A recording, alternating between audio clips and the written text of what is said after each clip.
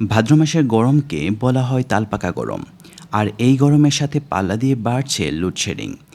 সরকার পতনের পর দেখা গিয়েছে বিদ্যুৎ বিভ্রাট। বিদ্যুৎ এই আছে তো এই নেই। মানুষ পড়েছে চরম ভোগান্তিতে। বিশেষ করে গ্রামাঞ্চলে বিদ্যুৎ পাওয়া আর সোনার হরিণের দেখা পাওয়া একই রকম ঘটনা। দেশের উত্তরাঞ্চলের গরমের পরিমাণ সবচেয়ে বেশি। বিদ্যুৎ না থাকায় ভোগান্তিতে পড়েছে উত্তরের কয়েক কোটি মানুষ। প্রচণ্ড গরমে সবচেয়ে বেশি বেকায়দায় রয়েছে শিশু ও বয়স্করা। চাহিদার তুলনায় বরাদ্দ কম পাওয়ায় এ সমস্যা হচ্ছে। গ্রীষ্মকালে প্রচণ্ড দাবদাহ প্রবাহিত হচ্ছে এই অঞ্চলে।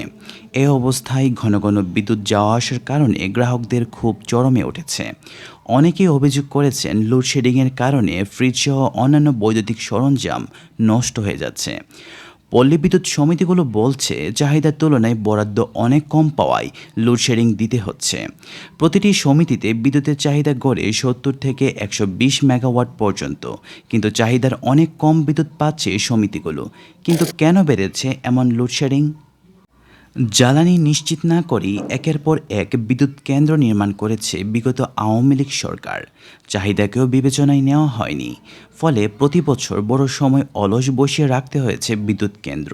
দিতে হয়েছে অলস কেন্দ্রের ভাড়া।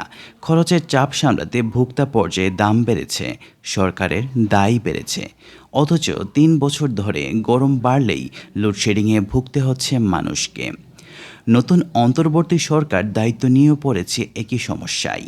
বিদ্যুৎ কেন্দ্র চালানোর জন্য পর্যাপ্ত জ্বালানি নেই, ফলে বেড়েছে লোডশেডিং। দিন দিন ধরে লোডশেডিং বাড়ছে।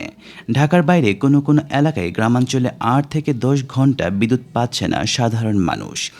যদিও দেশে এখন বিদ্যুৎ প্রায় ২৭,৭৯১ মেগাওয়াট, চাহিদা এখন ১৬,০০০ মেগাওয়াটের কম। এইদিকে তরলীকৃত প্রাকৃতিক গ্যাস সরবরাহের একটি টার্মিনাল ৩ মাস ধরে বন্ধ। এতে গ্যাসের সরবরাহ বাড়ছে না। গ্যাস ভিত্তিক বিদ্যুৎ কেন্দ্র থেকে ১,০০০ মেগাওয়াট উৎপাদন কমেছে। বিল বকেয়া থাকায় আদানির বিদ্যুৎ কেন্দ্র থেকে সরবরাহ কমেছে ৫০০ মেগাওয়াট। বেসরকারি খাতের তেলচালিত বিদ্যুৎ কেন্দ্র থেকেও সর্বোচ্চ চাহিদায় উৎপাদন করা যাচ্ছে না, কারণ তারাও অনেক টাকা পাবে। তাই ঘাটতি পূরণে লোডশেডিং করতে হচ্ছে। ভারতের ঝাড়খণ্ডে নির্মিত আদানি বিদ্যুৎ কেন্দ্র থেকে দিনে ১,৫০০ মেগাওয়াট বিদ্যুৎ সরবরাহ করার কথা। তাদের বিদ্যুৎ বিল পাওনা দাঁড়িয়েছে $৮০ কোটি বেশি। এর মধ্যে প্রায় $৫০ কোটি পরিশোধের নির্ধারিত সময় পার হয়ে গেছে। বকেয়া বিল পরিশোধে চাপ দিচ্ছে তারা। কেন্দ্রটির কয়লা আদানি ব্যাহত হচ্ছে। এতে উৎপাদন কমিয়ে ১,০০০ মেগাওয়াট আনা হয়েছে। পিডিবির খরচ বাড়াতে লোডশেডিং বেড়ে গেছে।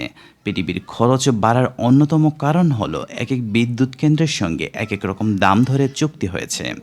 সবার ক্ষেত্রে কেন্দ্র ভাড়ার সমাহারে নির্ধারিত হয়নি। সমঝোতার মাধ্যমে কেউ কেউ এটি বাড়িয়ে দিয়েছেন। এছাড়া চুক্তিতে সব বিদ্যুৎ কেন্দ্রের ভাড়া নির্ধারণ করা হয়েছে মার্কিন ডলারে। ডলারের দাম ২ বছরে ৮০ থেকে বেড়ে ১২০ টাকা হওয়ায় ৪০% খরচ বেড়েছে পিডিবির। যেসব বিদ্যুৎ কেন্দ্রের কোনো বিদেশি ঋণ নেই, তাদের কেন্দ্র ভাড়ার হিসাব টাকায় করা হলে এ খরচ বাড়ত না। এখন চুক্তি সংশোধন করা যেতে পারে। এটি করা গেলে পিডিবির খরচ অনেক কমে যাবে। জ্বালানি তেল চালিত বিদ্যুৎ কেন্দ্রগুলো সবসময় চালানো যায় না। এগুলো রাখা হয় সর্বোচ্চ চাহিদার সময় চালানোর জন্য। এখন গরম বাড়তি চাহিদা সামলাতে এগুলো বেশি হারে চালানোর চেষ্টা করা হচ্ছে। গরমে টানা চালানো গিয়ে যন্ত্রপাতিও নষ্ট হচ্ছে। বিদ্যুৎ মানুষের নৈমিত্তিক চাহিদার মধ্যে গুরুত্বপূর্ণ একটি উপাদান। মানুষ যেন এই গুরুত্বপূর্ণ উপাদান থেকে বঞ্চিত না হয়, এই জন্য সরকারের প্রয়োজনীয় পদক্ষেপ গ্রহণ করা উচিত। এ ধরনের আরও তথ্যবহুল ভিডিও পেতে অনুগ্রহ করে আমাদের ইউটিউব চ্যানেলটি সাবস্ক্রাইব করুন এবং আমাদের ফেসবুক পেজে ফলো দিয়ে সাথে থাকুন।